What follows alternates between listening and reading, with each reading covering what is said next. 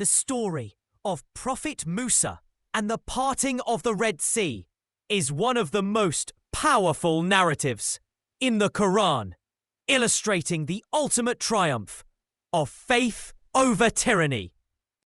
After years of calling the arrogant Pharaoh to worship the one true God and to free the enslaved Israelites, Prophet Musa, Moses, along with Prophet Harun, Aaron, had presented clear, undeniable miracles. Prophet Musa cast down his staff, and it became a real serpent, and swallowed the magician's serpent.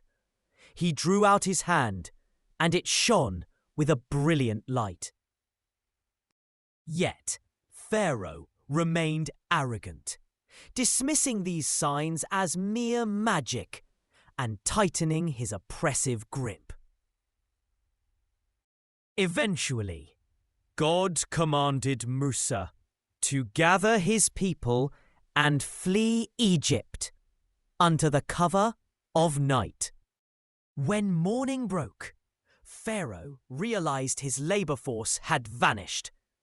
Enraged, he mobilized his massive, heavily armed military machine and set off in hot pursuit. By the time the sun was high, the Israelites found themselves trapped. In front of them lay the deep waters of the Red Sea, and behind them, Pharaoh's ruthless army was rapidly closing the gap. Panic swept through the crowd, and they cried out in despair that they were surely going to be overtaken. But Musa did not waver. With absolute certainty, he replied that his Lord was with him and would guide him. At that moment, God commanded Musa to strike the sea with his staff.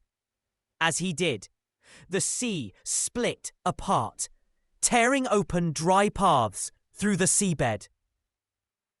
The water on either side piled up into towering walls, like great mountains, allowing Musa and the Israelites to rush across to safety. Seeing the dry paths, Pharaoh, blinded by his obsession, recklessly ordered his army to ride into the canyon of water. Only when the entire Egyptian army was deep within the heart of the sea did God command the waters to return. The massive walls collapsed, engulfing Pharaoh and his soldiers.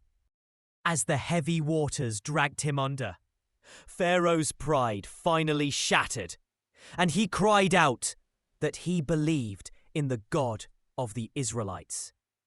But it was too late. Repentance at the moment of unavoidable death is not accepted.